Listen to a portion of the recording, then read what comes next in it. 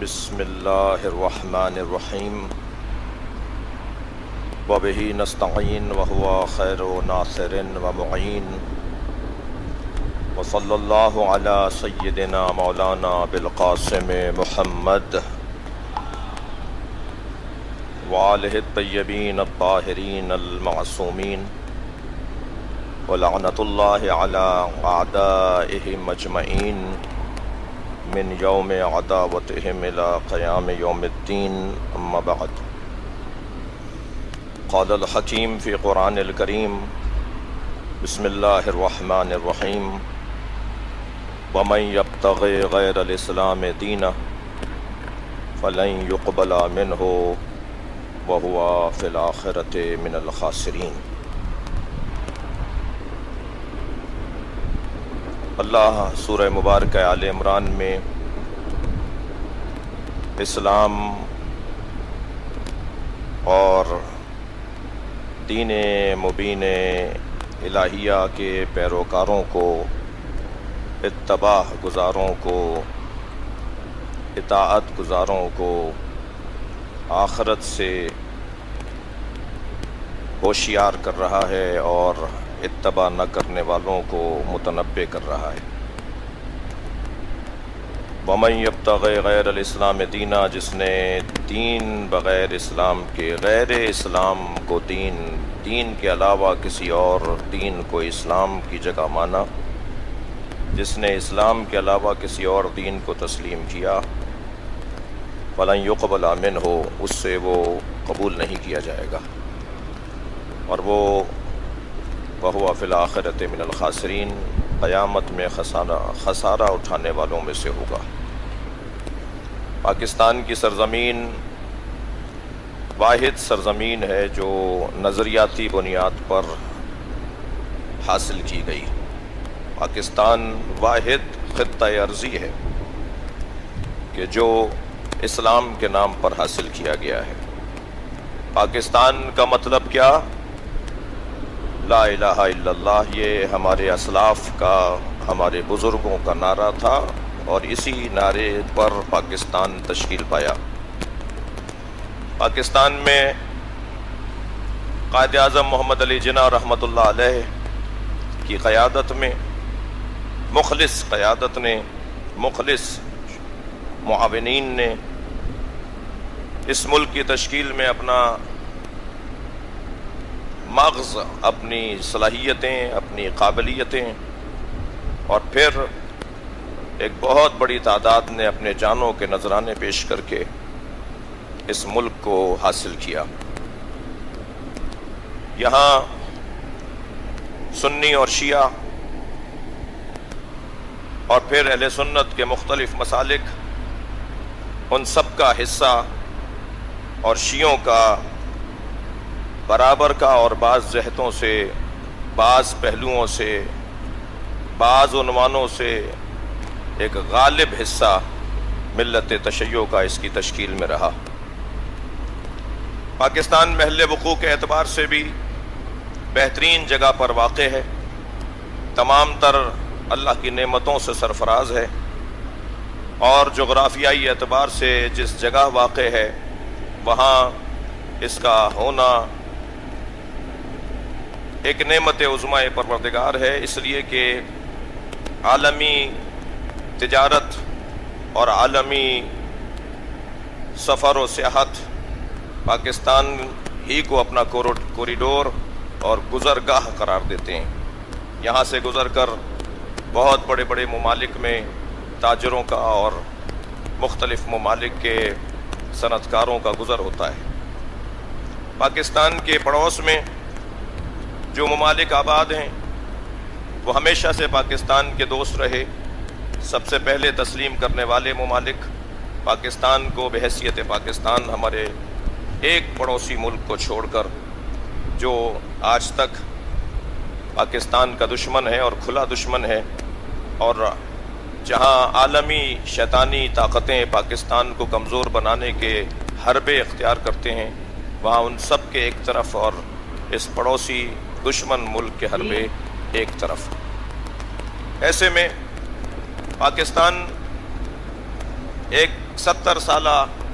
7 अशरों पर मुश्तमिल अपनी सियासत पर नज़र ثانی और अपनी मईशत को बेहतर करने और मुल्क के मसाइल को हल करने के लिए मुसम्मम है, और उसने ये इरादा किया है कि किसी तरह चेंज ऑफ ब्लॉक की तरफ जाए।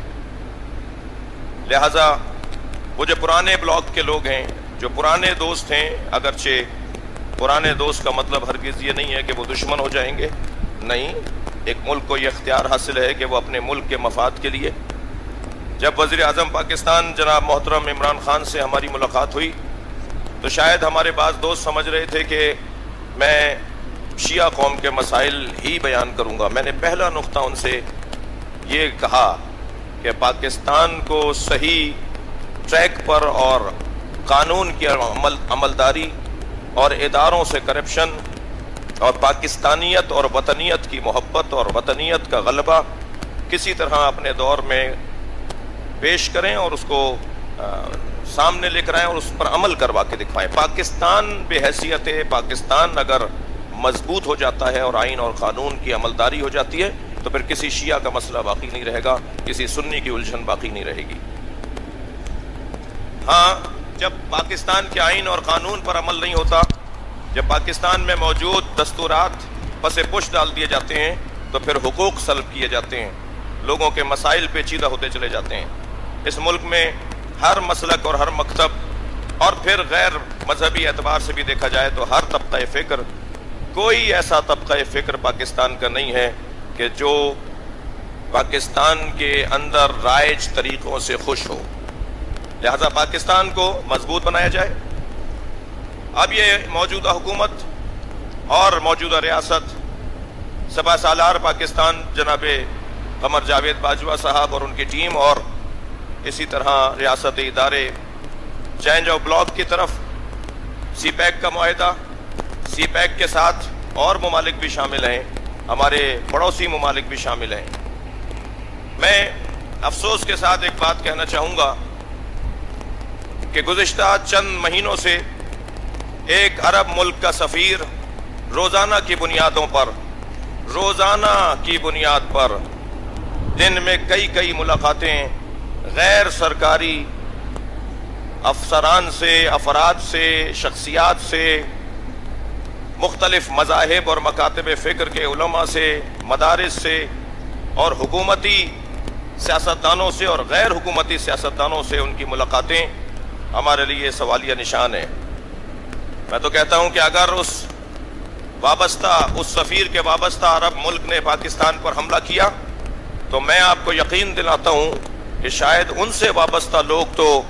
कहीं किसी अपनी नमकखारी का इजहार करें, लेकिन मिल्लत जाफरिया पाकिस्तान के सिपाहियों के बराबर में खड़े होकर पाकिस्तान का दिफा करेगी। पाकिस्तान की सरजमीन मुतहम्मिल नहीं है फ़िरक़ावारियत की, और कोई जगह भी मुतहम्मिल नहीं है। हमने इस फ़िरक़ावारियत के फरीद को मारने के लिए, इस जिन को बोतल में उतारने के लिए जो कुर्बानियाँ दी हैं, कोशिशें की हैं, वो किसी से ढकी कुछ छुपी नहीं है। बेहैसियत तादाद के एतबार से अगर देखा जाए तो पाकिस्तान में सबसे ज़्यादा नुकसान मिल्लत जाफरिया का हुआ है। हमने ऐसे ऐसे हसीन चेहरे अपने हाथों से, ऐसे ऐसे आसमान ज़मीन में दफन किए हैं,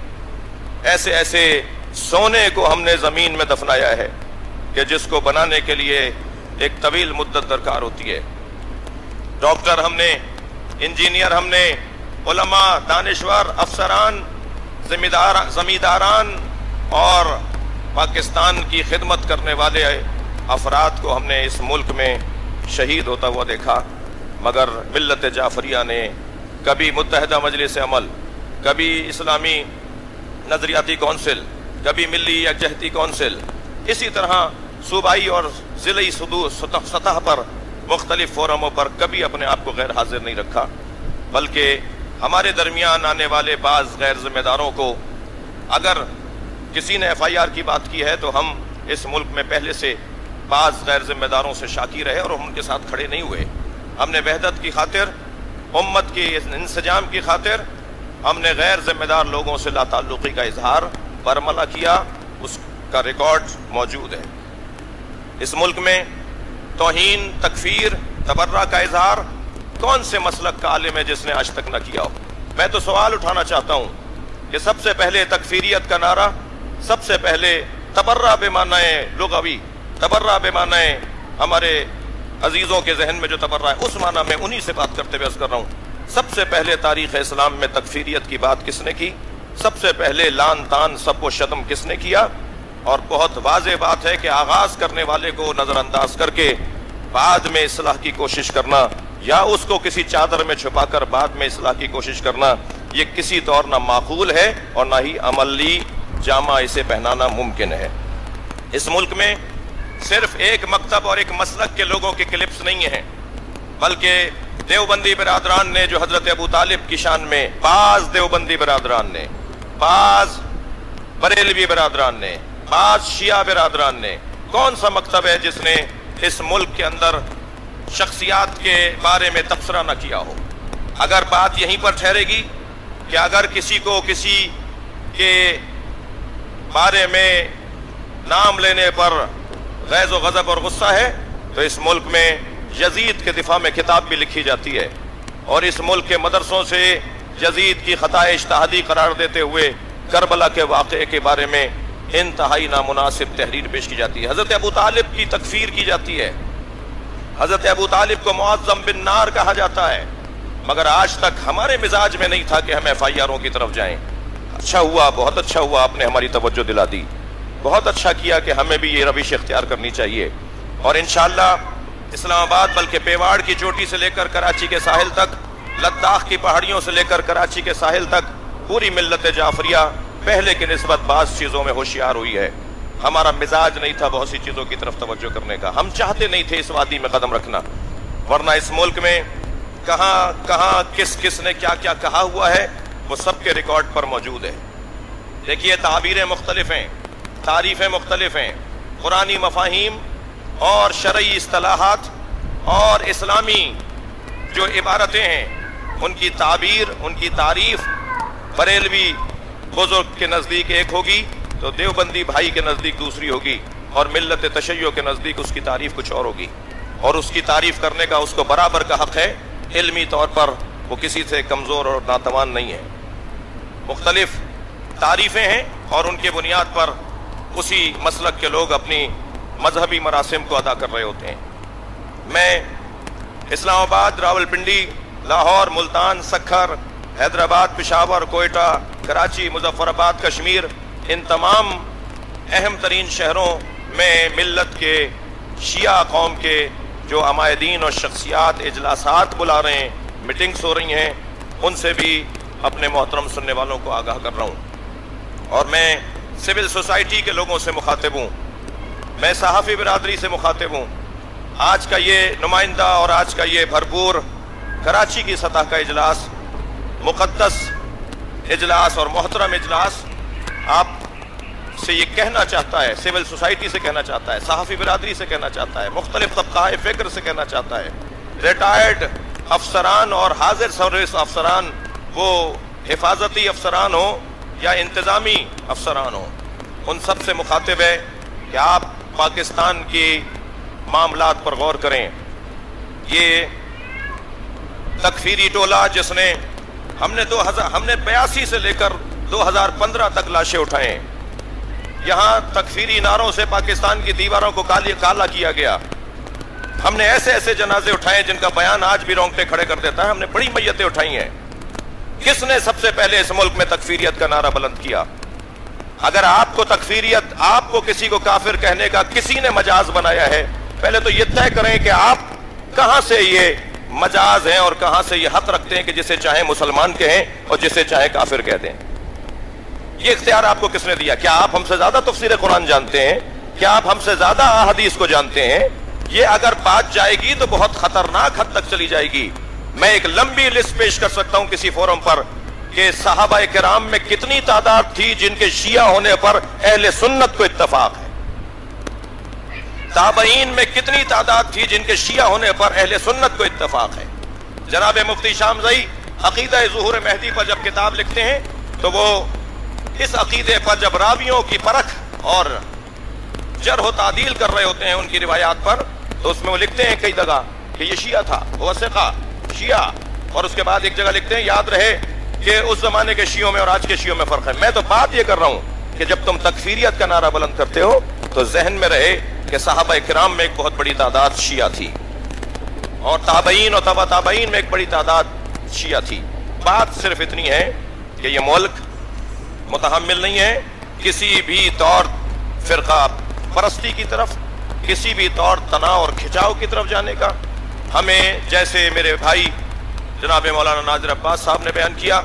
حضرت مولانا قائد وحدت علامہ راجہ ناصر عباس صاحب سے گفتگو میں بات ہوئی، قائد ملت جعفری علامہ سید ساجد علی نقوی سے رہنمائی لی،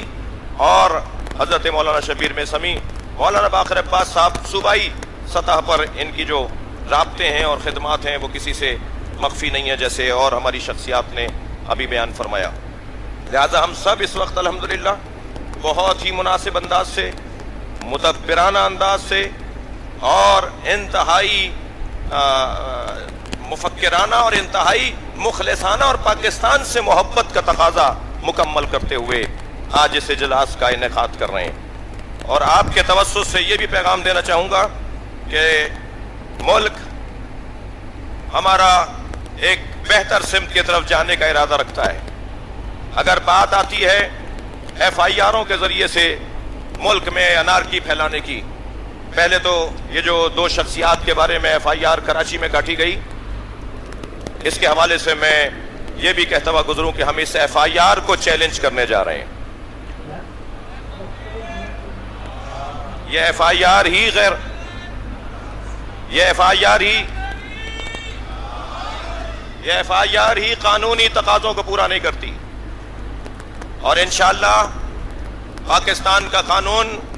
مظلوموں کا ساتھ دینے کے لیے بنایا گیا ہے۔ ہاں، میں آپ خطباء، علماء، واعظین، ائمہ جمعہ و جماعت سے بھی ایک گزارش کروں گا کہ ہمارے درمیان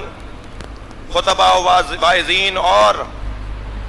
بعض مجالس سے خطاب کرنے والے افراد اگر غیر ذمہ دارانہ کوئی گفتگو کر رہے ہوں تو ہمارے علاقوں میں سب سے پہلے علماء کی ذمہ داری بنتی ہے کہ ان کو متنبہ کریں، اور اگر وہ پشیمان اور نادم ہوں تو فبہا نعم المطلوب، اور اگر وہ کسی ضدیت کا شکار ہوں اور کسی کم علمی کا شکار ہوں یا خدا نخواستہ کہیں سے ان کی وابستگی ہو، تو ایسے لوگوں سے لا تعلقی یہ نہ صرف پاکستان کی ضرورت ہے، تشیع کے صحیح چہرے کو پیش کرنے کا تقاضا ہے۔ ہم پاکستان میں اہل بیت کے چاہنے والے ہیں، اور اہل بیت کا مکتب اسلام کی بہترین تصویر اور بہترین تفسیر ہے۔ میں نفی نہیں کر رہا کسی اور اسکول کی، مگر مکتب اہل بیت کی تعلیمات اور احادیث سے استفادہ کرنے والے، ان کی روش اور ان کی سیرت پہ چلنے والے در حقیقت اسلام کی ایک بہترین تصویر پیش کر رہے ہوتے ہیں۔ ہمیں اس ملک میں اسلام کی بہترین تصویر پیش کرنی ہے، ہمیں اس ملک میں قرآن کی بہترین تفسیر پیش کرنی ہے۔ اپنی ان مجالس کو مکتب بنا دیا جائے، اپنے ان جلسوں کو ایک اسکول بنا دیا جائے، اور یہ آنے والے جو تقدس اور جوتیاں اتار کر مجلس میں آ کر بیٹھتے ہیں، وضو کر کے مجلس میں بیٹھتے ہیں، قربتاً اللہ کی نیت سے مجلس میں آ کے بیٹھتے ہیں، انہیں صحیح اسلامی تعلیمات کا پیغام پہنچایا جائے، صحیح اسلامی تعلیمات پہنچائی جائیں، محبت کی بات کی جائے۔ سنی بھائی ہمارے حضرت آیت اللہ العظمیٰ سیستانی فرماتے ہیں سنی ہمارے بھائی نہیں ہیں، ہماری جان ہے، اور ہم نے اس کا عملی ثبوت فراہم کیا ہے۔ ہم خود چل کر جاتے ہیں، احترام کرتے ہیں۔ میں خود چھوٹا سا آدمی، کہیں بھی اگر مجھے کوئی سنی عالم دین نظر آ جاتا ہے، حتیٰ ایئرپورٹس پر، حتیٰ ان کی مساجد میں ہم ان کے پیچھے نماز پڑھ رہے ہوتے ہیں۔ یہ عملی ثبوت بھی اگر پاکستان میں کثرت سے کسی نے دیا، اکا دکا مثالیں ہمارے بھائیوں کی ہیں، مگر کثرت سے ہماری مثالیں ہیں کہ ہم نے علماء اہل سنت کے پیچھے جا کے نماز پڑھی ہے اور اس کو گھر جا کے اعادہ نہیں کیا ہے۔ ہم فقہاء امامیہ کی تعلیمات اور فتاوی کی روشنی میں ہم ان کے پیچھے نماز پڑھنے کو جائز سمجھتے ہیں، اور نماز ہماری مکفی ہوتی ہے، کافی ہوتی ہے۔ اور ایک اور بات کہہ کر میں اس ہاؤس کی توجہ دلانا چاہوں گا۔ عزیزان گرامی، پاکستان ایک ایسے دور سے گزر رہا ہے کہ جس دور کا انتظار، جس موڑ کا انتظار مدتوں سے سنجیدہ طبقے کو تھا،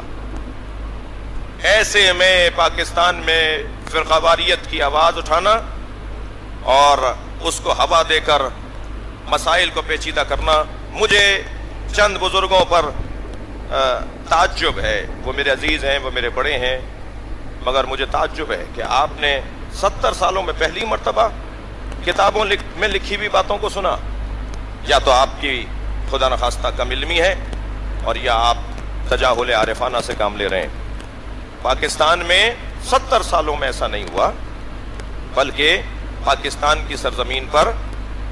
یہ بات پہلے بھی ہوتی آئی. بعض باتیں پہلے ہوتی آئیں جنہیں ہم پسند نہیں کرتے تھے، ہم خود پسند نہیں کرتے تھے، اور بعض باتیں ہمارے عقائد کا حصہ ہے. میں موٹی سی بات کروں گا. خلفائے ثلاثہ امہات المومنین رضی اللہ تعالی عنہن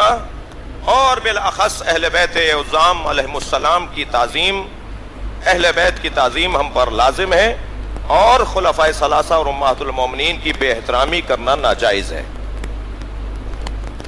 لیکن یہ ہرگز سرایت نہیں کرے گا عقیدہ کہ ہم بنی امیہ کی تعظیم بھی کریں گے،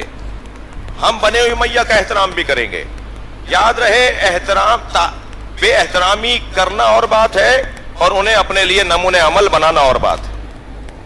ہمارے لیے نمونہ عمل اہل بیت عصمت و طہارت ہے، مگر مقدسات کی توہین تمام فقہاء امامیہ کے فتاوی کی روشنی میں ناجائز ہے. مسلمہ اسلامی مسالک کے مقدسات کی توہین فقہاء امامیہ کے فتاوی کی روشنی میں ناجائز ہے. مگر پہلے طے کیجئے کہ جس پر آپ کو زیادہ غصہ ہے وہ آپ کے ہاں مسلمہ ہے، ان کا احترام، ان کا مقام، ان کی حیثیت آپ کے ہاں مسلم ہے. نہیں عزیزان گرامی، میں اپنے